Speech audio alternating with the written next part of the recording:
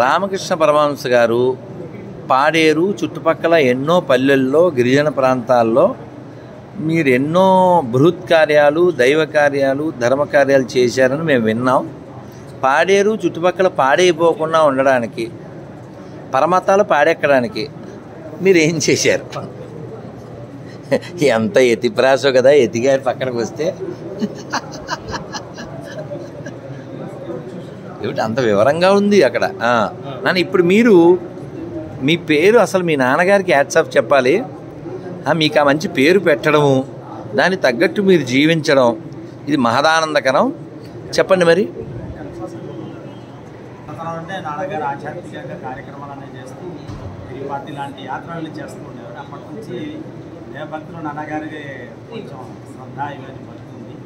ఆ తర్వాత మనకి మన పొలాల్లోనే నాగమ్మ అనే అమ్మవారు నాగ దేవత ఉంది, ఇక్కడ పూజిస్తూ ఆ తర్వాత ఒక స్వామివారి శివుడిని పెట్టి శివుడు అమ్మవారు పూజల కార్యక్రమం చేస్తూ ఆ తర్వాత మన గిరిజన ప్రాంతంలో సూర్యనాథ స్వామి ఇక్కడ లేరన్న ఉద్దేశంతో ఏజెన్సీలో స్వామి వారిని మనం ఇక్కడ ఉండాలి, దేవాలయం నిర్మాణం చేయాలన్న సంకల్పం చేసాం. ఆ తర్వాత అక్కడ నుంచి అంటే మన గ్రామాల్లో నేను 1990 నుంచి నేను ఆధ్యాత్మికంలో 90లో అడుగుపెట్టాను కార్తీక మాసంలో. అప్పటి నుంచి గ్రామాలు ఒరిస్సాలో కూడా మేము ఒరిస్సా, మల్కనగిరి, కోరాపుట్టు, తర్వాత జైపూర్ జిల్లాలో కూడా కొన్ని గ్రామాలు పర్యటన. నాకు తెలుగే వచ్చు, ఒరియా రాకపోయినా మన ముంచెంగుట్టు మిత్రులతో వాళ్ళు ఒరియా చెప్తారు, నేను తెలుగులో చెప్తే ట్రాన్స్లేట్ చేస్తూ ధర్మప్రసారం చేస్తాను. అలాగే గిరిజన ప్రాంతంలో ఏజెన్సీ పడుకున్న మండలే కాకుండా ఒరిస్సా ప్రాంతం, మైదాన ప్రాంతాల్లో కూడా మన కాకినాడ, అల్లం, మత్స్యాకార గ్రామాల్లో కూడా ధర్మప్రసారం మేము ముమ్మిడివారం, మల్లం, ఆ చుట్టుపక్కల కాకినాడ ఆ ఏరియాలో కూడా. ఏ కాకినాడ? ఇక్కడ మన తూగో ఆ ఏరియాలో కూడా మనం మత్స్యాకార గ్రామాల్లో కూడా ఆధ్యాత్మిక కాదు. నువ్వు గోగో అంటే తూగో కూడా వెళ్ళారు, ఇంకా పాగో కూడా పరిగెట్టడం చేస్తాం. అలాగే మన తూర్పుగోదావరి జిల్లాలో రంపచోడవరం ఏరియా, ఇప్పుడైతే అల్లూరు జిల్లా రంపచోడవరం ఏజెన్సీ ప్రాంతాల్లో కూడా మేము ధర్మ ప్రచారానికి అనేకమైనటువంటి ఆధ్యాత్మిక కార్యక్రమాలు చేస్తున్నాం. పాడేరు గిరిజన ప్రాంతం కాకుండా ఈ విధంగా చూస్తూ మరి ఒక పరమతాలు, విదేశీ మతాలు పెరగకుండా ఆ ధర్మ ప్రచారం చేస్తూ కొంతమంది తెలుసో తెలియక వెళ్ళిపోయినటువంటి మిత్రులు కూడా సుమారుగా ఇప్పుడు వరకు ఒక 400 మంది పైన స్వాధర్మంలో మేము తీసుకురావడం కూడా జరిగింది. ఒక్కసారి చప్పట్లు కొట్టాలి. స్వాధర్మంలో కూడా తీసుకురావడం జరిగింది. ఆ విధంగా మనం ధర్మ ప్రసారణ చేస్తూ మరి ఇలాగా స్వామివారి అనుగ్రహం వల్ల, శ్రీస్వామివారి అనుగ్రహం వల్ల మంచి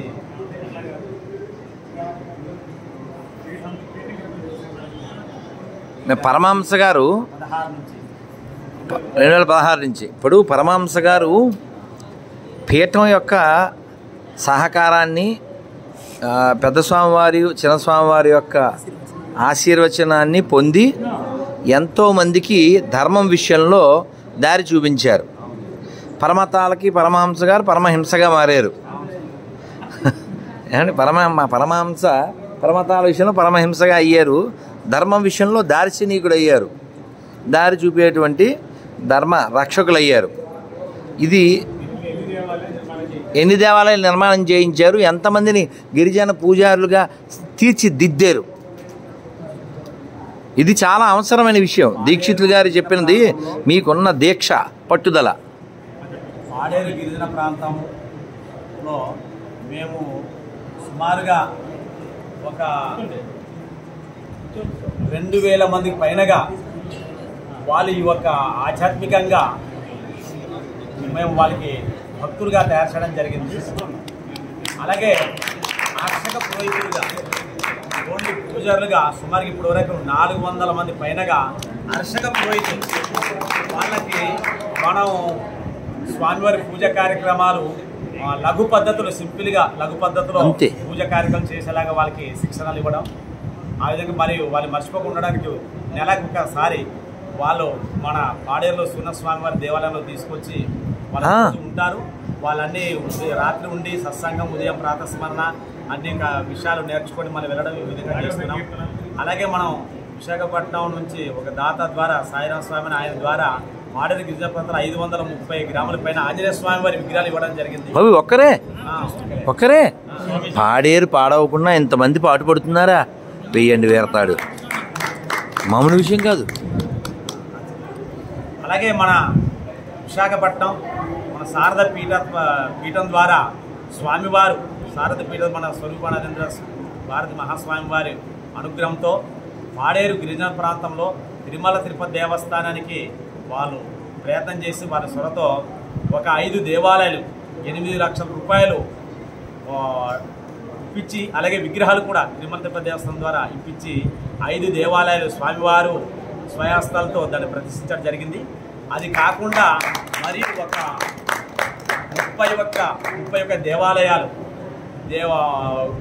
గర్భగుడి లేనటువంటి దేవాలయాలు, కొన్ని మండపాలు ఉండి గర్భగుడి మండపాలు లేక అటువంటి దేవాలయాలకి 6 లక్షల రూపాయల చొప్పున స్వామివారి అనుగ్రహంతో ధర్మదేవ శాఖ ద్వారా 6 లక్షల చొప్పున అలాంటి ఎన్ని టెంపుల్ 30 టెంపుల్స్ స్వామివారి అనుగ్రహంతో అది కూడా నిర్మాణం అవుతుంది. త్వరలో మన ఉత్తరాయణ ప్రారంభంగానే ఆ దేవాలయాలు కూడా ప్రారంభించడానికి స్వామివారు మరి వచ్చేది ప్రారంభిస్తారని అనుకుంటున్నాము. తదాస్తు. మేము గిరిజన ప్రాంతంలో స్వామివారి యొక్క అనుగ్రహంతో శ్రీ శారద పీఠోత్పత్తి అనుగ్రహంతో మేము అనేకమైనటువంటి ఆధ్యాత్మిక సేవా కార్యక్రమాలు చేస్తున్నాం. అలాగే